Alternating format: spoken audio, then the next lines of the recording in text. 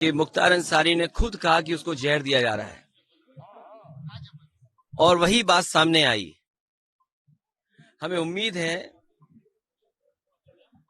कि सरकार सच्चाई सामने लाएगी और परिवार को न्याय मिलेगा।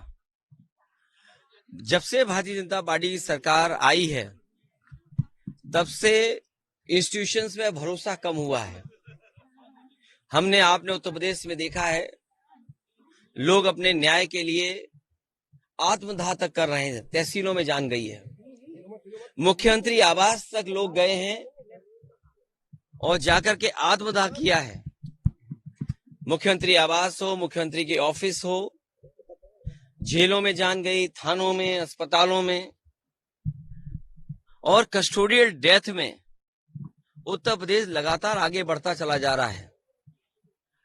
आखिरकार सरकार क्या चाहती है और सरकार का काम करने का तरीका क्या है?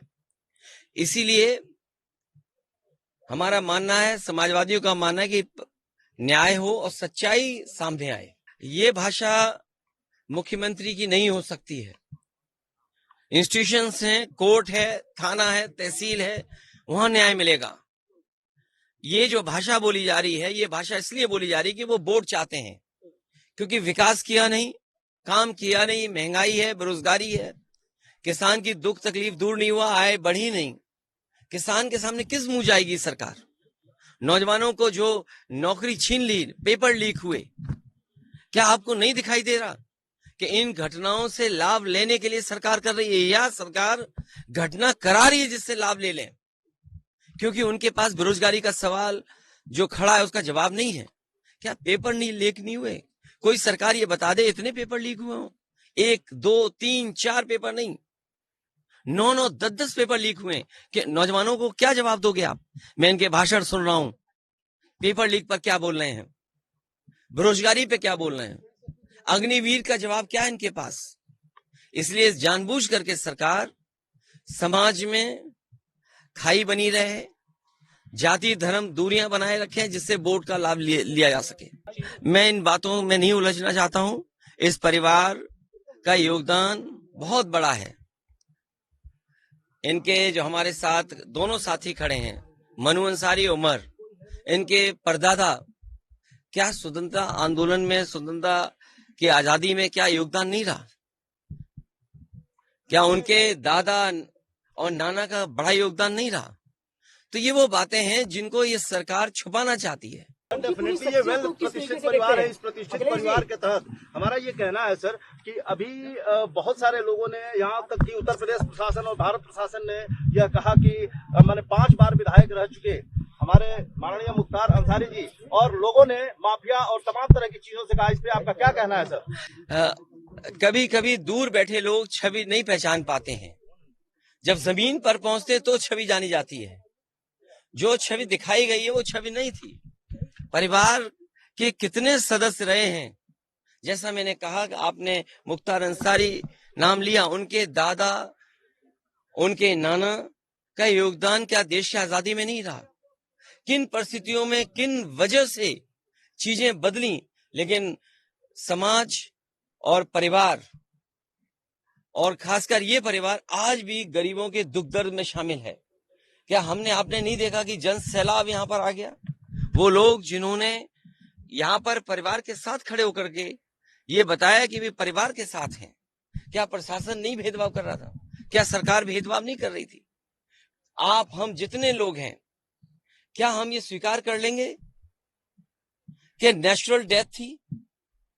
क्या आम जनमानस में ये भावना नहीं है कि कुछ सरकार छिपा रही है?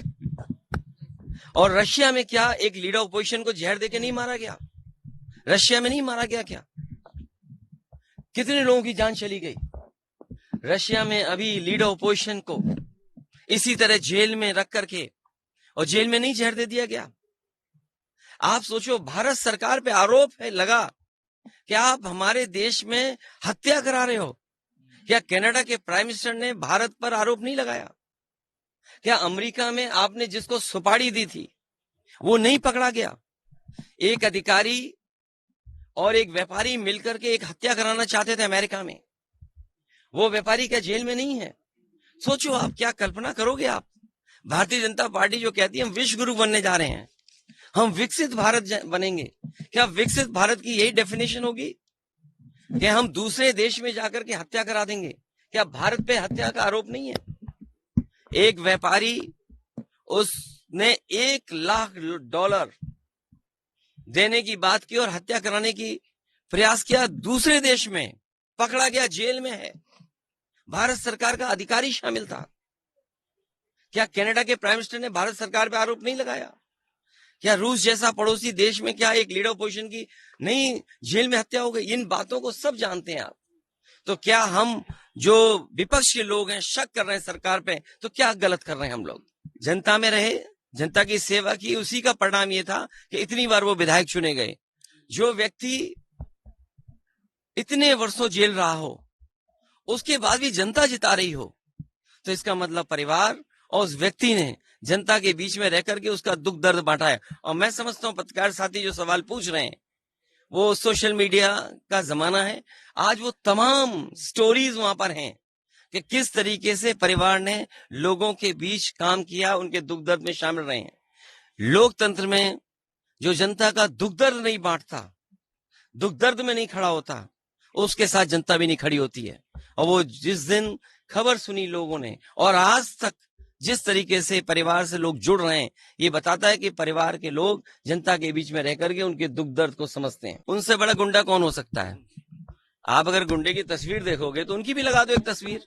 ये कोई बात हुई? अगर डिप्टी सीएम ये बात कर रहे हो, एक डिप्टी सीएम की भाषा ये हो, इसीलिए मैंने कहा एक मुख्यमंत्री और डिप्टी सीएम की भाषा ये नहीं हो सकती है। ये लोकतंत्र खतरे में है। मुझे उम्मीद है कि देश इस बार अपने बोर्ड से ये तानाशाह सरकार को हटाने का काम करेगा।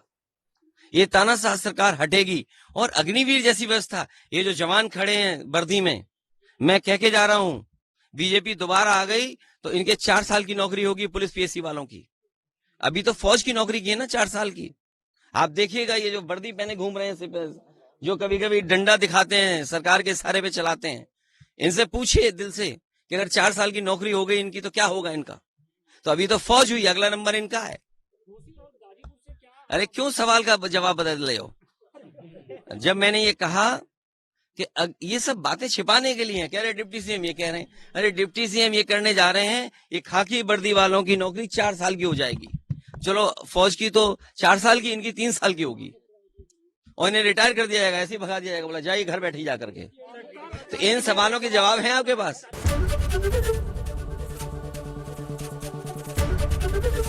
एबीपी गंगा, खबर आपकी, जुबान आपकी।